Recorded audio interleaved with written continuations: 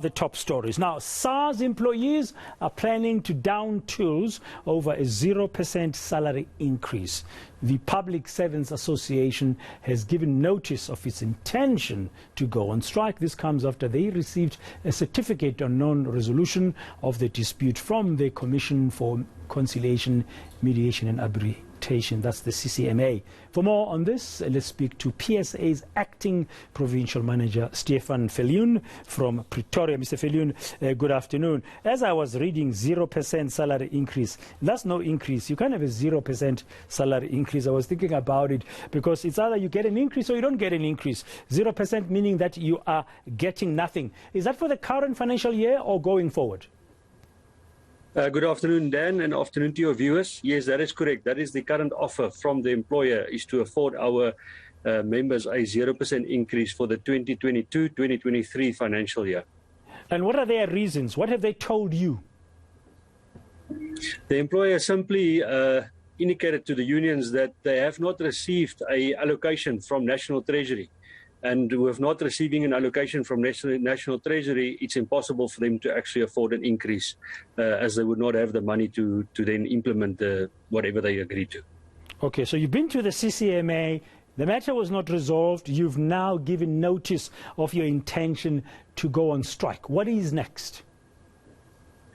Well, next is for us to go to the picket lines. We have lined up a series of pickets at various Sars workplaces throughout the country. And then from there, we will also embark on marches throughout the country as well, in which we will hand over a memorandum as well, hopefully to the minister, alternatively to the National Commissioner from Sars. When is that going to be happening? When are you beginning your action, your pickets in different parts of the country? Our pickets will start on the 23rd and the 24th of May. And then on the 25th and the 26th of May, we will have our respective marches throughout the country.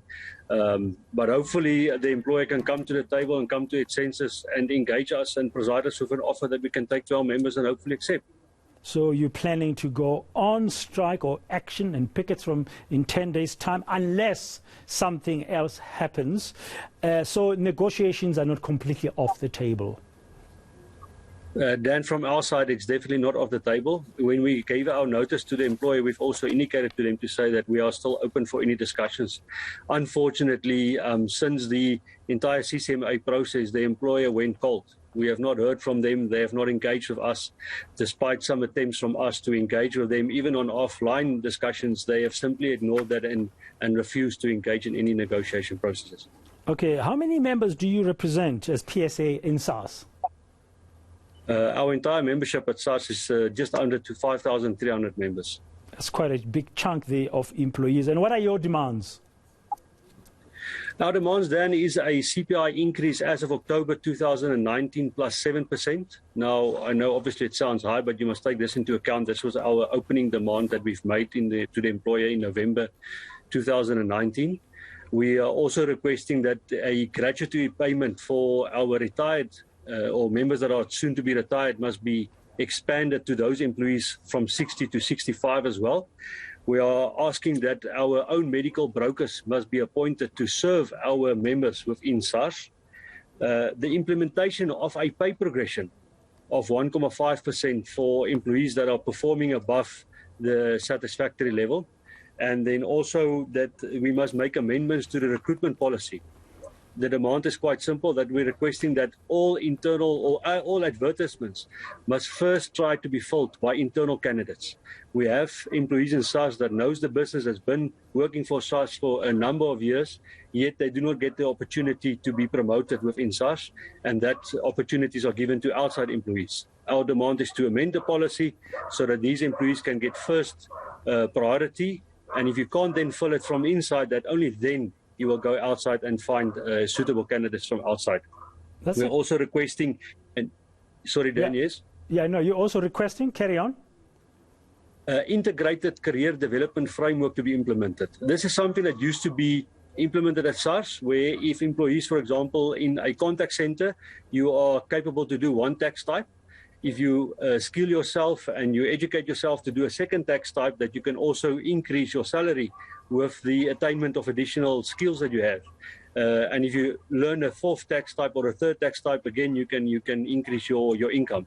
So we're requesting SARS to bring that back and implement that throughout the organization so that SARS can become almost like a universal agent or contact center where they can service anything, whatever comes to mind, and you don't have to send the taxpayer from one division to the next division.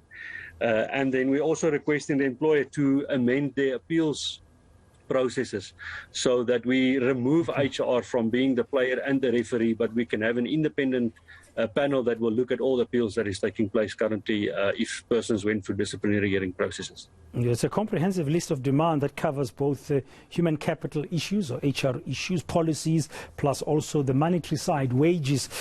CPI plus 7%. CPI is about what, 5.7%? It's like just under 6%.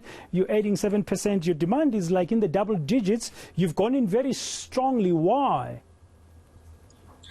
Dan, as I've indicated earlier, that the demand was based in November already when we started off with the negotiations. So that was an opening demand placed by the unions.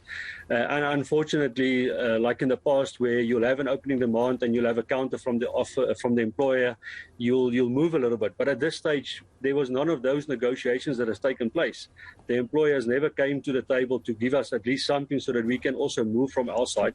So unfortunately, remain there. Now, since then until now, we know what has happened currently with regards to the inflation. It might even go higher. Moody's have predicted it will reach 8% quite soon. The petrol price has increased, and it's set to increase again. If there is no reduction in the exemption from government on the fuel price, we are looking at another R3 additional per fuel. So all those things taken into combination is going to hit our members very hard. Taxi fees will increase, food's going to increase. So we do believe 12% might be unrealistic, but very close to that is not that unrealistic, taking the economic conditions into consideration. Have you reached out to National Treasury itself as PSA for any intervention at all? No, Dan, we have not reached out to National Treasury. We have sticked and tried to maintain to negotiate with SARS as the employer, where we've got a recognized bargaining forum with. So you haven't even asked the Minister, Mr. Enoch Godongwana, to intervene? At this stage, no, we have not. So you've asked for no intervention? We have sent out some media statements in which we've requested through the media statements for him to intervene itself, yes. Okay, so I was under the impression that the PSA has called on the finance minister to intervene, and you're saying that is not correct? Only through the media statements then. Only through the media statements. Okay. So now, between now and the 23rd, what are you going to be trying to do? Are you going to be knocking on Mr. Edward Kisweter's doors and these people to say, please, let's go back to the negotiating table. 0% is unacceptable. And unless we're going to embark on our strike come the 23rd. At this stage, we believe we've tried that in the past, and as I've indicated, we were met with a cold shoulder from the employer. They were not prepared to engage with us. Therefore, currently, we are putting all our plans in place to make sure that our picketing lines will be successful, that our strike action and our march action will be very successful. So for the next couple of days, we will be preoccupied with ensuring that, from our side, we are doing everything correct to make sure there's pressure onto the employer, there's pressure onto National Treasury so that they do come to the table. We are, however, open for such discussions. So if we are being called by the minister or even by the commissioner, we would be availing ourselves to engage in such talks. It's not off the table, yes. Thank you very much, Stefan Viljoen, PSA's acting provincial manager, live to us from Pretoria.